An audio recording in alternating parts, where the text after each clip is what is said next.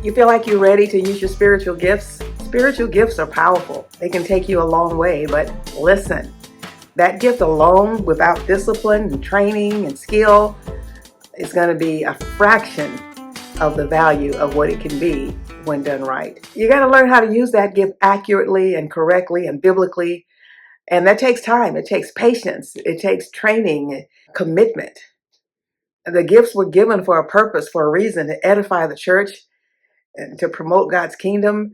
And it's not meant to be used for selfish gain. An example is what it takes for me to garden. I have a garden and I love to plant. I love to see and eat the fruit of my labor. And I'll take it. I start in the spring. I garden all summer and do a fall garden. But by winter, when it's cold, I really don't like to touch it, so I tend to let it grow up.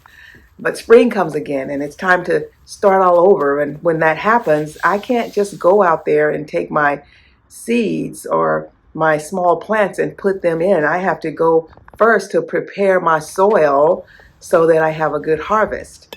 That means I've got to dig up the weeds and clean up around the garden and make sure the dirt is right, the soil is right, and add soil sometimes and add fertilizer.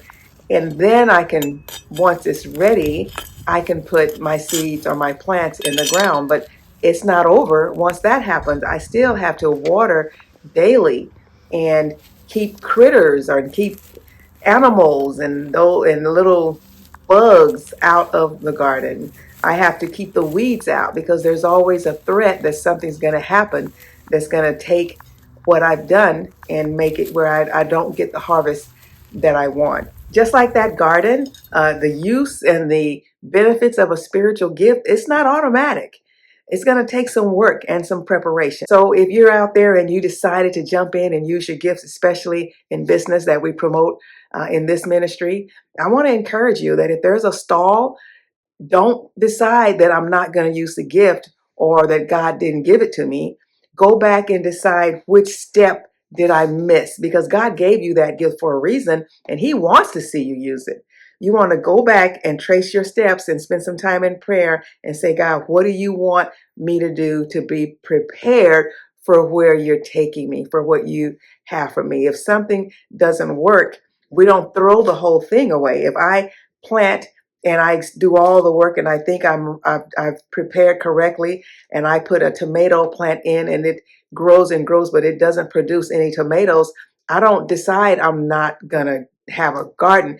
I pull that plant and give me that space and take that space and we'll use it for something that's going to work for me.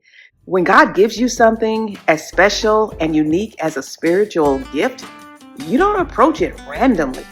You approach it intentionally, with preparation, and with a total heart and a total mind and total commitment. That's why you have to prepare. Yes, God gave you the gift. Yes, God will use it as He pleases, and He will use it in His time. But for you, for longevity, for the purpose for which it was given, to edify the church and for the betterment of mankind, get yourself ready, get prepared, submit to the process, and see what God will do.